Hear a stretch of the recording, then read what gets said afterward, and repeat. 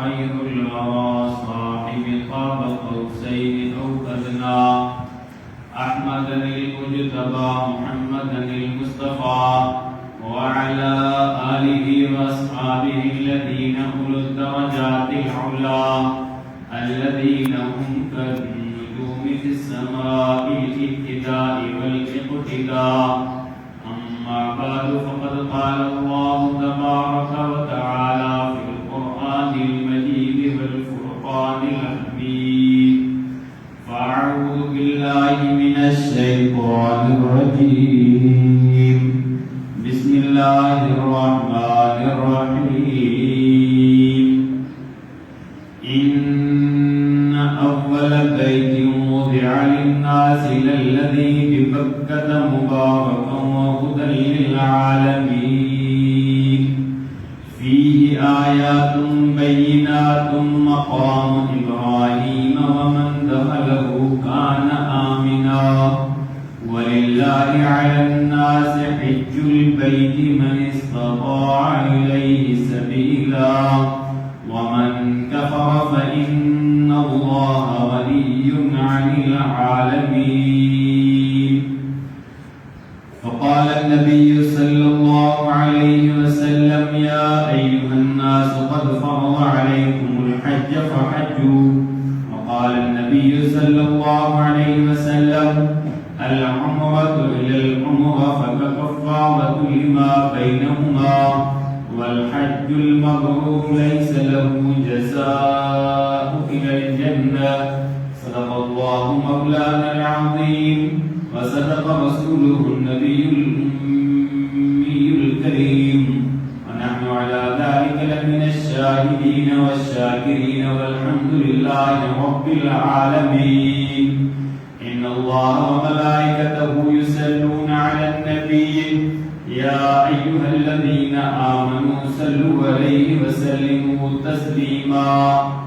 सभी दोस्त की मोहब्बत साम दुरूद शरीफ पढ़ो. اللهم صل على سيدنا محمد النبي الأمي وعلى آله وبارك وسلم عدد كل معلوم لك دائما أبدا. मन मोहतरम दोस्तों, आज सामने अल्लाह पाक के कुरान मजीद फुरकान हमीद में चंद कलिमात तिलावत किया. प्यारे पाक पैगंबर करीम सल्लल्लाहु अलैहि वसल्लम के बेशुमार अहादीस में कुछ हदीसा आज सामने तिलावत कयूं. दुआ है अल्लाह रब्बुल आलमीन खां अल्लाह रब्बुल आलमीन मुझे सही समझाने की तौफीक नसीब अता फरमाए. इनना गलोगत अल्लाह तबारक व तआला तमाम सां बल्कि जमी मुसलमान के इन मथा अमल करने की तौफीक नसीब अता फरमाए. मुझे मोहतरम दोस्तों, मां जेके आयतूं तव्हांजे साम्हूं तिलावत कयूं इन्हनि में हज जी अहमियत ऐं हज जो मक़ाम जे बारे में ज़िक्र आहे. मां जे साम्हूं इंतिहाई मुख़्तसर नमूने सां हज जी अहमियत ऐं उन जी हैसियत तव्हांजे साम्हूं रखणु चाहियां. हज ये अरबी जो लफ़्ज़ आहे. इन जी माना है इरादो करणु. जेको शख्स बिगे सफ़र जो इरादो कंदो आहे त उहे शख्स पंहिंजे वालिदैन ख़ानदान बिरादरी हतां के पंहिंजे वतन खां मोकिलाईंदो आहे ऐं बिगे सफ़र लाइ हली वेंदो आहे. इन मुनासिबत सां जेकॾहिं ॾिसिजे त हज जे लाइ बि माण्हू सफ़र कंदो आहे ऐं उन जो ख़ासि इरादो सिर्फ़ इहो ई हूंदो आहे त दौलत मक़सूद न हूंदी आहे, दुनिया मक़सूद न हूंदी आहे, सैर व सियाहत मक़सूद न हूंदी आहे, बल्कि ख़ालिस इहो सफ़र आहे जंहिंमें पंहिंजे रब जी ज़ात खे यादि करणो हूंदो आहे ऐं रब जे अहकामनि खे मथां अमल करणु मक़सूद हूंदो आहे. मुंहिंजा मोहतरम दोस्तों, हज हिकु अहिड़ी वॾी नेमत आहे. हज हिकु अहिड़ो अज़ीम फरीज़ो आहे जेको तव्हां असांखे सबक़ ॾिए थो पियो. ऐं हज उहो फरीज़ो आहे जेको तकमील दीन जे कामिल थियण जो फरीज़ो आहे. जंहिं उलमाए किराम खां अरकान इस्लाम ला पुछा कंदा इस्लाम जा अरकान कहिड़ा आहिनि, इस्लाम जा रुकन कहिड़ा आहिनि, जवाब छा मिलंदो आहे? पहिरियों कलमो, फिर नमाज, फिर रोज़ो, चौथों ज़कात, पंजो आहे हज जो सब खां आख़िर में आहे। तो हुजूर अकरम सल्लल्लाहु अलैहि वसल्लम का कंहिं शख़्स सवाल कयो अख़बिरनी अनिल इस्लाम, इस्लाम जे बारे में असां ख़बर त ॾियो, इस्लाम चइबो छा खे आहे? तो मुंहिंजे आका फरमायो अन तशहदु अल्ला इलाहा इल्लल्लाह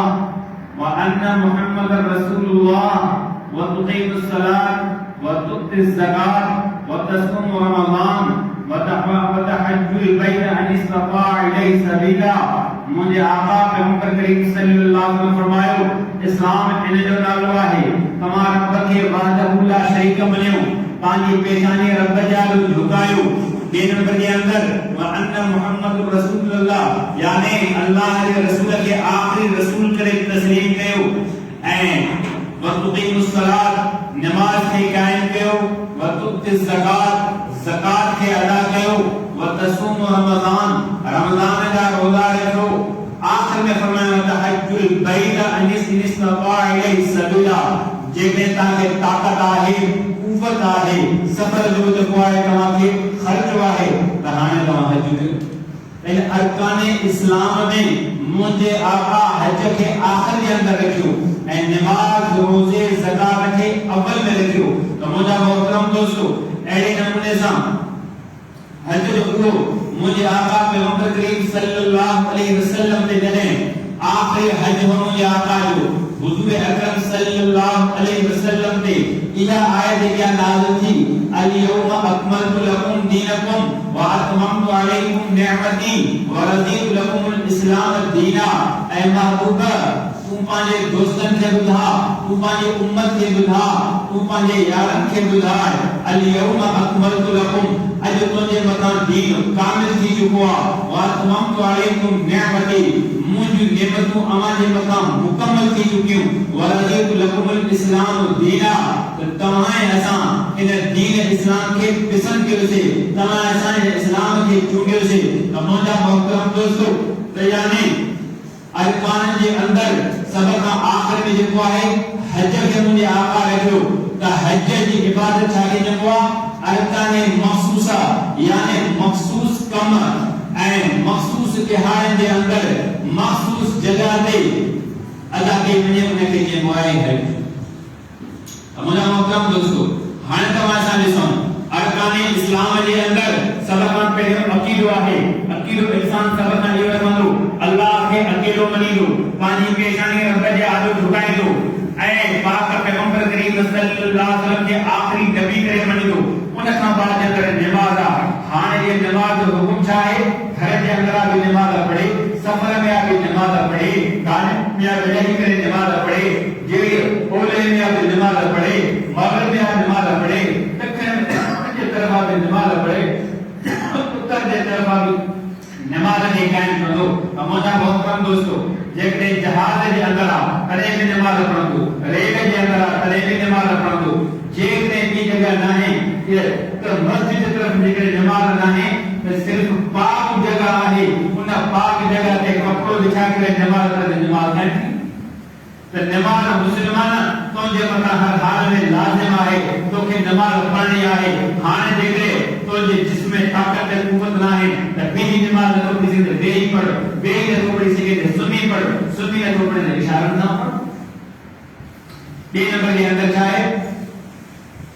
ज़कात आहे। हाणे ज़कात छा आहे? साल में हिकु दफ़ो अदा करणी आहे। जेकॾहिं तुंहिंजे पैसे खे, तुंहिंजे माल खे साल गुज़री वियो आहे, हाणे जेकॾहिं तोखे पैसो हिकु जाइ ते नाहे, हिकु जाइ ते ॾे बि तुंहिंजी अदा, जेकॾहिं तूं अदो थो करे तॾहिं बि तुंहिंजी ज़कात अदा थी वई। टे नंबर जे अंदर आहे रोज़ो। त इन रोज़े खे तूं असां छा कंदा आहियूं? रोज़े खे रखंदा आहियूं। साल जे अंदर हिकु महीनो आहे, सफ़र में आहियूं त रोज़ो रखूं था, घर जे अंदर आहियूं त रोज़ो रखूं था, जहाज में आहियूं तॾहिं बि रोज़ो रखूं था। त मुंहिंजा मोहतरम दोस्तों, जहिड़ी जाइ ते आहियूं इहे तव्हां असांजे मथां अहकाम इस्लाम जा जेके लाज़िम आहिनि, लेकिन हज जी उहा शइ आहे त हज अहिड़ी इबादत आहे जेको मख़सूस जगह जे अंदर, मख़सूस वक़्त जे अंदर, मख़सूस दिहाड़ जे अंदर उहो जेको आहे हज जेको आहे तव्हां असां अदा कंदा आहियूं। त मुंहिंजा मोहतरम दोस्तों, जेकॾहिं उन्हनि खे हाणे जेकॾहिं माण्हू बैतुल मुक़द्दस जे अंदर वेही, मदीनतुल जो रसूल रोज़े रसूल सामू मदीने पाक जी मस्जिद में सारी जिंदगी बैठो हुजे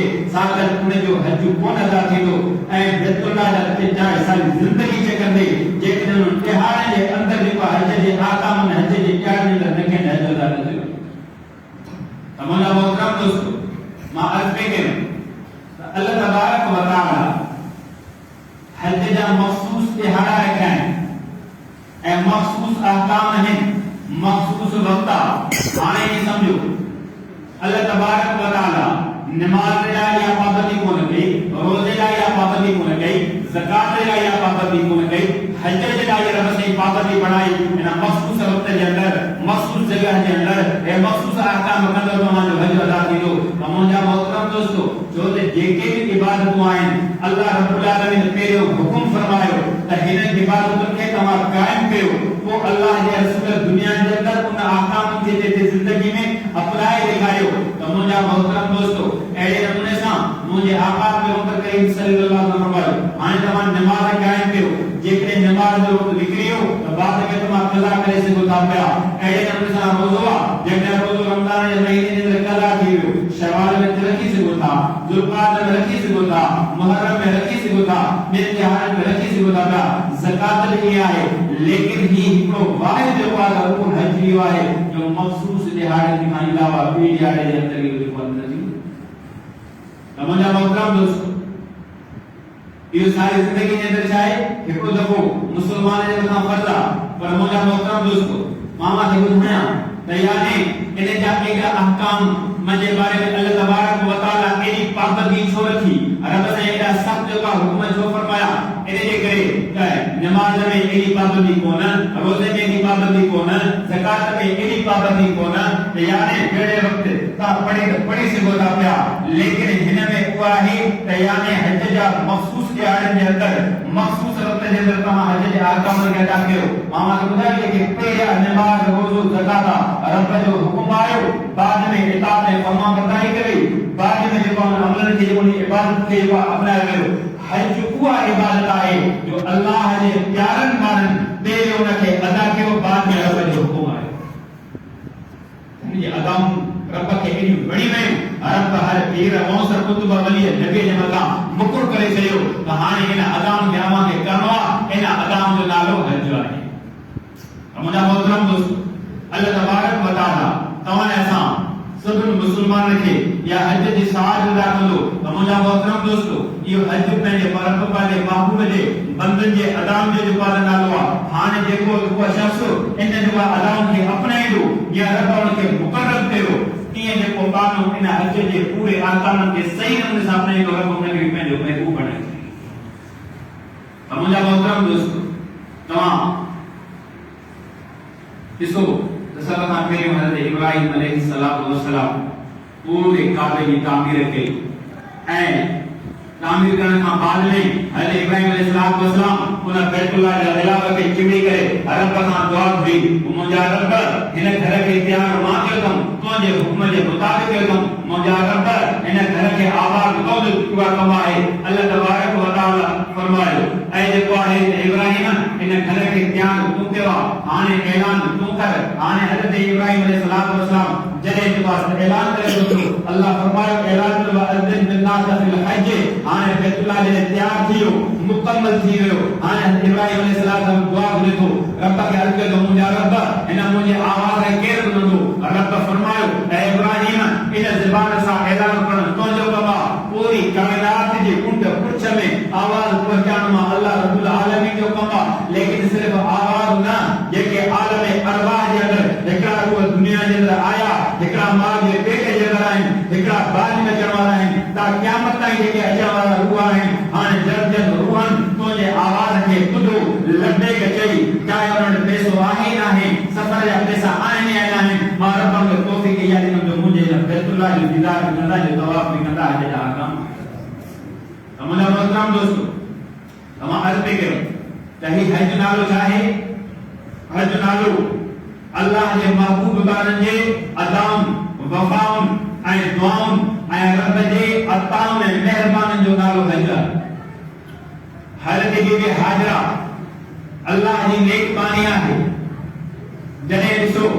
मानो ने बैतुल्लाह जी जेको बैतुल्लाह के जेका चक्कर लगाए तो पियो इन चक्कर लगाने का बाद में जॾहिं हज़रत जो ने चक्कर लगाया अल्लाह तबारक व तआला की चक्कर एडा जो पसंद अची गया हज़रत इब्राहिम खलीलुल्लाह के रब फरमायो ए इब्राहिम इन घरवारी के वटो इन बचड़े हज़रत इस्माइल के वटो वनी करे बेवादिन गैर ज़ी ज़रइन इन द बैतिकल मुहर्रम ओ हुआ जगह जाते का भी आबादी कोने काटे का भी साबत कोने उन जगह ते वनी करे पर गए इबादत पानी घरवारी के पांच दुबारे न पुणे करते औते वनी कर गया आने इब्राहिम अलैहिस्सलाम वसलाम उन जाए वने तो पियो सफर कंदो वने तो पियो जदे उन जाए रखे तो पियो घरवारी पुछा करे थी पई काटे जो पाटा माके न भया पान जे अंदर हिने जो इलाके जे अंदर पत्थरी की जमीन जे अंदर न पानी की सहूलत न हवा की सहूलत न कोई इंसान को जिबा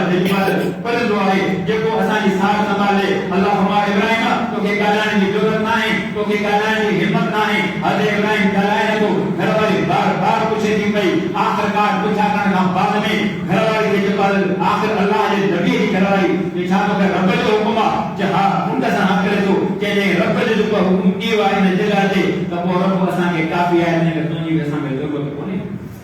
अमुना मोहतरम दोस्तों हज़रत जो भी हाजरा पांच बच्चे के आगे तो बादी न बिल्कुल आज सामो इतने सुमारे थी पई पानी की जरूरत पई सफा मरवे ते चढ़े थी पई एकड़ी पहाड़ी ते चढ़े थी पई नी पहाड़ी ना लहे थी पई पुट के तलाश करे थी पई नमता मा जो पुट जो को बगैर कोई बात कोई ढंग जो जानवर न खाई वने हाने हज़रत बीबी हाजरा डोड़े थी पई अगर पखे अदा बड़े थी पई वरी से थी पई पांच बच्चे के दिशा से माने बच्चो आहे को ढंग जो जानवर खाई न वे उन मा खुड़े वाले इस्माइल ने तो उन मा पानी चश्मा निकले चंदा पिया अल्लाह के अदा एडी बणी हुई रब फरमायो बीबी हाजरा जे अदाउन के ऐ पाक पैगंबर जेको तो के खातमुल अंबिया करे दुनिया जे अंदर मोकलियो तो के सफा मरवे ते दोरणो पवंदो हज़रत नूह अलैहिस्सलाम वसलाम हज़रत जेका जेके जो पैगंबर दुनिया जे अंदर आया सदन के दोरणो पयो तीरन फकीर मौत ने खुतबन के दोरणो पयो तो मुजा मोहतरम दोस्तों हज नालो मामा के बुलायो तो वफा में अदाउन ऐं दुआ जो नतीजो आहे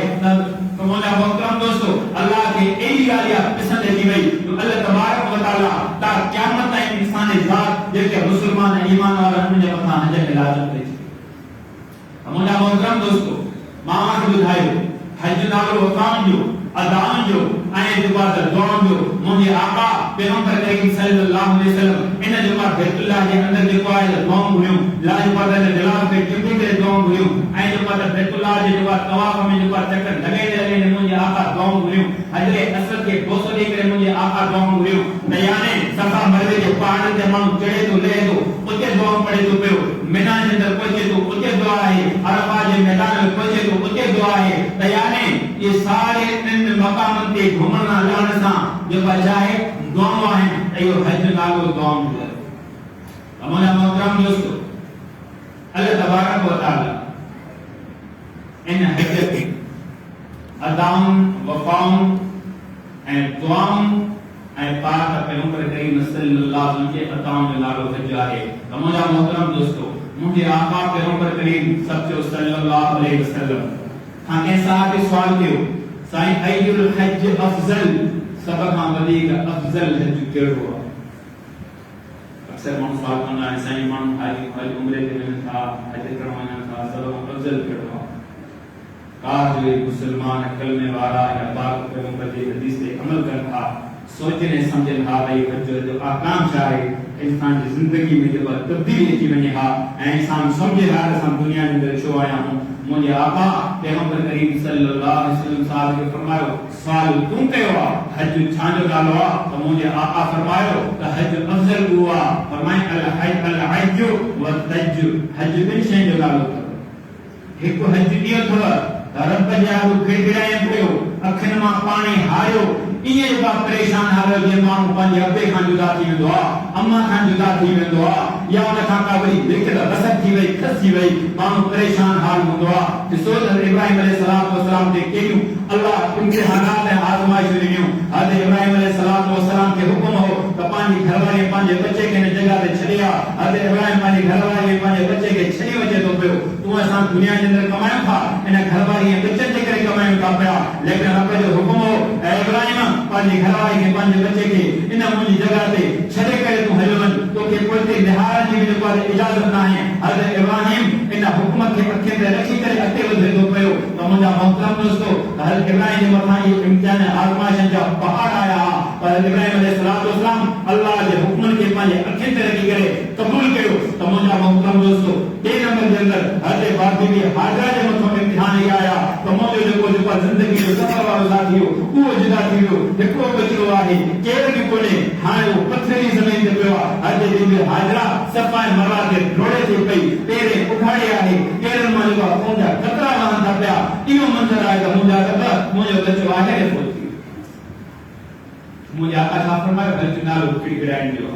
रब जानो पेशे मां वणन पेशे मां थे अखिन मां पानी हारे फरमायो मुझे आका वरदज इहो नालो उन जो आहे जो उन में मुसीबत अचन तकलीफ़ अचन आज़माइश अचन उन मथा सब्र करे मानू बाबेला न करे रसूल इब्राहिम जे मथा के आज़माइश आयो केड़ा इम्तिहानात आया हज़रत बीबी हाजरा जे मथा केड़ा इम्तिहानात आया हज़रत इस्माइल जे मथा केड़ा इम्तिहानात आया नंढो बच्चो आहे उन जे मथा कुर्बानी जो हुकुम आहे उन जे मथा जो पाद सीर जो पाद आहे केर चाहींदो त मां मुंहिंजो पुट चौथा तो मां चाहींदो त मूंखे तकलीफ़ अचे मुंहिंजे बच्चे खे तकलीफ़ न अचे लेकिन रब जो हुकुम आहे हज़रत इब्राहिम पंहिंजे बच्चे खे छा थो करे कुर्बान करे थो पियो पंहिंजे बच्चे जे मथां जेको आहे काठी हलाए थो पियो ऐं चए थो मुंहिंजा रब तुंहिंजो हुकुम आहे हे पुट का बि शइ न आहे तुंहिंजो हुकुम सभ खां अफ़ज़ल आला आहे पुट बि चए थो पियो त ऐं बा तुंहिंजो हुकुम आहे उहो अल्लाह जी ज़ात सभ खां वॾी आहे तंहिं करे जेको तुंहिंजो हुकुम आहे हुकुम खे लबैक कर त मुंहिंजा मोहतरम दोस्तो अर्ज़ में कयूं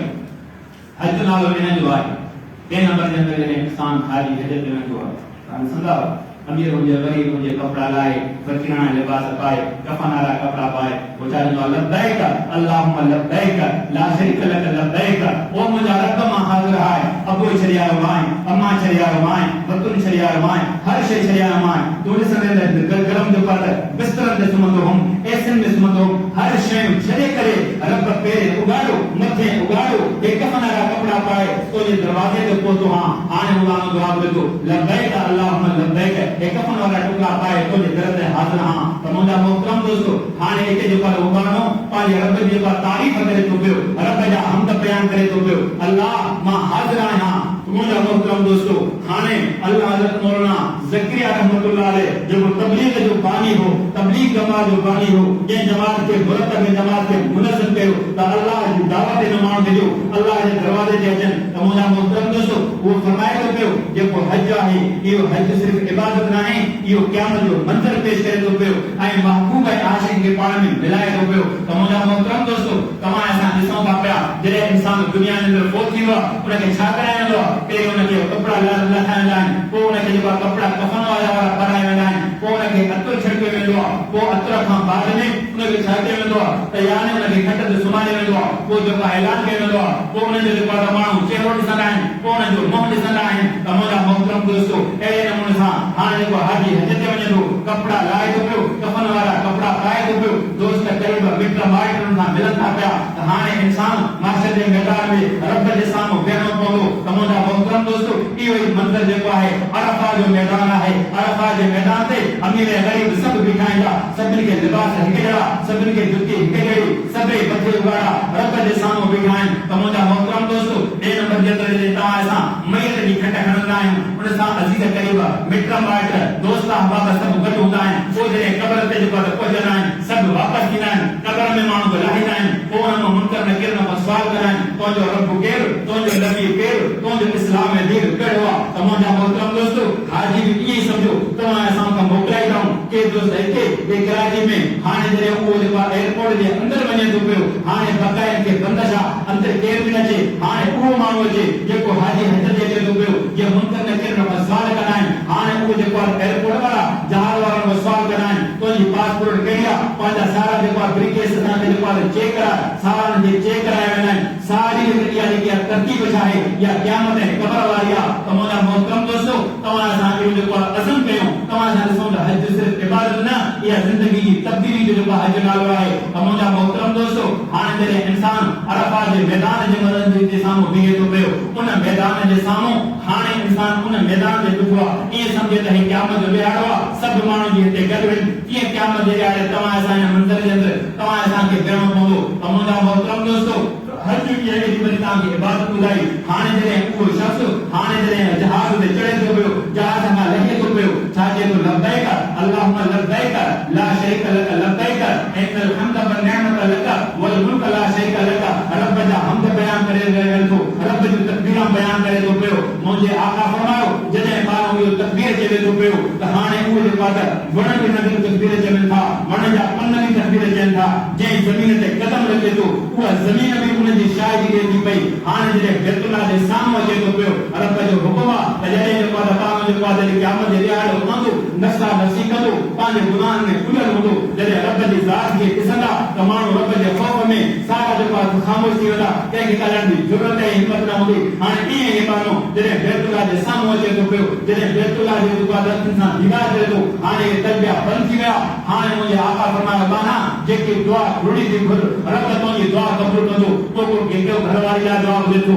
को आका लाइ दुआ घुरे थो को कंहिं पंहिंजी जाइज़ तमन्ना लाइ दुआ घुरे थो मुंहिंजे आका फरमायो दुआ इहा घुरो त मुंहिंजा रब जेकी दुआ घुरां सारी क़बूल थी वञे हाणे उन में जेकी बि दुआ इंसान घुरंदो सारी दुआ उनजी क़बूल थी वेंदी त मुंहिंजा मोहतरम दोस्तो इहो जेको आहे हर जो मंदर आहे तो असां दुनिया जे अंदर नमाज़ पढ़ंदा आहियूं छा नमाज़ पढ़ंदा आहियूं नियत कयां थो नमाज़ जी ज़ोहर जी बेहतरी जी असर जी इशा जी अजनो मुतरफ काबतुल्लाह जे अज रब जी सादत नहीं जो बैतुल्लाह जे साम्हूं तो असां नमाज़ पढ़ूं था तमाम मोहतरम दोस्तों तमाम सां दुनिया जे अंदर ॾिठासीं वॾा वॾा इज्तिमा थिया रायगढ़ जे अंदर तबलीग जमात जो इज्तिमा थियो कायदे मिलत इस्लामिया मौलाना फुरमान पिशावर जे अंदर तमाम वॾो जेको आहे इज्तिमा रखियो जो दुनिया जे केतिरनि से ॿुधायो 35 लख मुस्लमान 35 लख इंसान मौलाना फुरमान गॾु कया जंहिंमें को बि जानी नुक़सान न थियो उन खां बाद में इस्लामाबाद में मौलाना फुरमान तमाम वॾो जेको इज्तिमा जेको आहे कोठायो पर मुंहिंजा मोहतरम दोस्तो लेकिन ही इज्तिमा उहो आहे जेको अरफा जे मैदान जे अंदर आहे जेको लख जो तइदाद हूंदो आहे जेको बैतुल्लाह जे अंदर हूंदो आहे लेकिन तव्हांखे ॿुधाइण जेके मौलाना फुरमान गॾे गॾु कया इज्तिमा जेके रावण जे अंदर इज्तिमा थिया कंहिंखे कपिड़ा कहिड़ा हुआ कंहिंखे जुती कहिड़ी हुई कंहिंखे मथे ते टोपी कहिड़ी हुई लेकिन उन जाइ ते फरमायो मुंहिंजो दर्जो अथव मुंहिंजी दावत अथव सभिनी खे कपिड़ा हिकड़ा सभई मथे उघाड़ा सभिनी खे जुतियूं हिकड़ियूं सारे जो मंज़र इहो रब गुनाह जी झोली खणी करे तो तुंहिंजे दरवाज़े ते आहियां अल्लाह तूं माफ़ न करे रखे तो मुझे मोहतरम दोस्तों इहो जो पाता हज इनके चलो है यानी हज उन जो नालो है मुझे आका अगर के अल्लाह वाले फरमायो हज नालो टिन शइ जो इहो हज हज़रत आदम जे तोहफा जो नालो यानी जॾहिं हज़रत आदम अलैहिस्सलाम इन मैदान ते बिगड़े दुआ हुई रब्बना ज़लमना अनफुसना व इन लम तग़फिर लना व तरहमना लनकुनन मिनल ख़ासिरीन तो मुझे मोहतरम दोस्तों मुझे रब मां जे पास जेकॾहिं तूं तो असां पंहिंजे नफ़्सनि ते ज़ुल्म कयो तूं राम न करे त असां असांजे आवाज़ मां थी पवंदासीं त मुंहिंजा मोहतरम दोस्तों अहिड़े नमूने सां कहिड़ा कजो त इहो हज ख़लील जे क़ुर्बानी जो नालो आहे पाक पैगंबर करीम सल्लल्लाहु अलैहि वसल्लम जे दावत जो नालो आहे मुंहिंजे आका फरमायो मन हज लिल्लाह यरफुद वलम यफसुक वजा कयोमिन वलदत उम्मुहु मुंहिंजे आका फरमायो जे हज कयो कंहिंखे गार न ॾिने कंहिंखे गंद विवादा का तकलीफ़ न ॾिने बस अखलाकी न कई तकलीफ़ आई मुशक्क़त आई आज़माइश आई सारनि ते सब्र कंदो रहियो रब जे साम्हूं पंहिंजी पेशानी झुकाईंदो रहियो मुंहिंजे आका फरमायो जे बाग जे पेट खां हाणे जमी आहे मुझे मोहतरम दोस्तों हज लिया गया है मुझे आका पैगंबर करीम सल्लल्लाहु अलैहि वसल्लम ने फरमाया हज जो माण्हू करे रब जे रज़ा जे ख़ातिर ये न मोटी जे मां ये इबादत कयूं मां ये इबादत कयूं मां ये इबादत कयूं अल्लाह गुज़र में को माण्हू के मेहमान आयो पानी करे वो पानी दिखावे करे माण्हू जरा जो 5 दफ़े मां हज ते वियो 5 दफ़े उम्रे ते आयो न जो कूलर आ उन मां पानी में मेहमान के पिया त यानी न ॿुधाए सघो त मां 5 दफ़ा हज उम्रा कयल मां केॾो कुझु नसीब आहे हिकिड़े लफ़्ज़ में सारी इबादत तुंहिंजी ख़त्म थी वई तूं यानी इहा इबादत रब जे रज़ा जे करे न पंहिंजे ॾेखावे करे कई रब जी हिकिड़े लफ़्ज़ तुंहिंजी इबादत ख़त्म करे छॾी त मुंहिंजा मोहतरम दोस्तो मां अर्ज़ बि कयो त ही जेको हज आहे इहो दौलत अल्लाह जे नाले ते लुटाइण जो नालो आहे पांजे नफ्स खे रब जे आलो कुर्बान करण जो नालो जेको आहे हज आहे त मुंहिंजा मोहतरम दोस्तो हज इब्राहिम कुर्बानी जो नालो पाक पैगंबर करीम सल्लल्लाहु अलैहि वसल्लम जे दीन जे दावत जो नालो मुंहिंजे आका हज जे दिहाड़े ते सारे ने पैगाम पहुंचायो पोइ मुंहिंजे आका फरमाया पद बलगतो व अदैत व नसहतो मां सारो पैगाम तव्हां जे तरफ़ां पहुंचाए चुको आहियां तव्हां मुंहिंजा शाहिद आहियो तव्हां पंहिंजे मुंहिंजे दीन खे पहुचाईंदो त मुंहिंजा मोहतरम दोस्तो इहो हज जो मां के साथ मंज़र मुख्तसर नमूने मां ॿुधायो हज शिबली जो आखिर वाक़ियो मुख्तसर नमूने मां ॿुधायां थो हज शिबली में के शख्स जो साईं मां हज करे आयो अल्लाह साईं को दुआ कर साईं मुझे हज कबूल करे और जो मां बिल्कुल मुख्तसर ॿुधायां थो पूरो थियो शिबली फरमाइश अच्छा हज करे आयो वापस आयो आहीं जब भला जे को घर खां निकते पांजे अजीजन करीबन खान को वापस थे तो कि यो भी दिल में ख्याल आया तो मां पहले को वक्त भी तो मां दुनिया का मोकलाइन जैसे यो मुके यो मंजर याद हो आयो जब भला यो तो मंजर याद आयो कले जिंदगी के अंदर तो तू पांजा कपड़ा लाथा दड़ कई तू ये समझो तो करे बाकी भी खटर ते सुमारे करे ये जो बात दुनिया जो दड़ दे रहा है कब्र के हवाले कंदा जैसे यो मुके को आयो जब भला तो यो आवे जे तू पांजे निकल है हां में कपड़ा पाने जिस्म ते पाता है यो ख्याल आयो तो ये कफन पाया जो जैसे यो भी मुके ख्याल को आयो हजरत शिबली फरमाइश वाले बैतुल्लाह के सामने पेश थे तो कि यो मंजर याद आया तो क़यामत के दिन बादशाह के मैदान में रब के सामने पेश थे ना जैसे यो मंजर सामने होना है बात तो केड़ा काम करे आए ये भला यो तो के मंजर याद आयो तो जरे हजरे अस्वद के बोसो देखो ए तवाफ शुरू कबो ये अल्लाह जे अल्लाह शिबली रोमानी बेहोश करे जमीन ते गिरी गया जिसमें में कब भी अथन में पानी हो तो खबर ना अल्लाह वाले के साथ में होश में आयो अल्लाह जबाना जरे मां हजरे असद के बोसो की दुआ बैतुल्लाह जो तवाफ शुरू कंदो मुझे आका फरमायो ते केड़ो तरफ करीम मकान सा मुसाफ में हथ की दुआ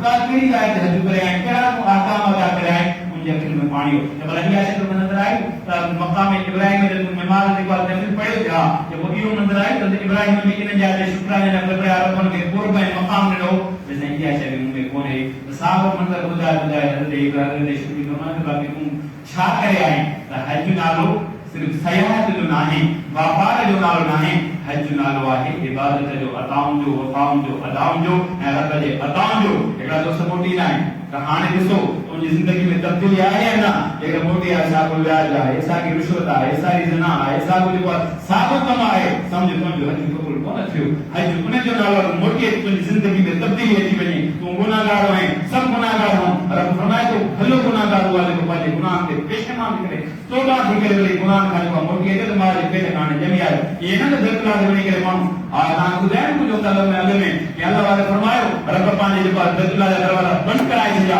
मस्जिद जा दरवाजा बंदि कराए छॾिया रब फरमायो तव्हांजे हज जे इज़त मूंखे ज़रूरत नाहे मस्जिद में नमाज़ पढ़ी तव्हांजी ज़रूरत नाहे बैतुल्लाह जे अंदर वञो उते तस्वीर कढायो था रोज़े रसूलुल्लाह ते वञी करे तस्वीर कढायो था मस्जिद जे अंदर अची करे नमाज़ जी तस्वीर कढायो था रब फरमायो तव्हां सयाह जे लाइ जो था तव्हां वापार जे लाइ जो था मुंहिंजी इबादत जे लाइ था जो तव्हांजी इबादत दरवाजा मां रब बंदि करे छॾिया दुआ है अल्लाह रब्बुल आलमीन खां अल्लाह से तमाम संग दियाड़ा अल्लाह से हर मुसलमान दिल वाले के इन हर की ज़ात की तौफीक नसीब अता फरमाए अल्लाह तबारक व तआला दीन इस्लाम की हिफाजत अता फरमाए रब्बना आतिना फिद दुनिया हसना व फिल आखिरति हसना ला इलाहा इल्लल्लाह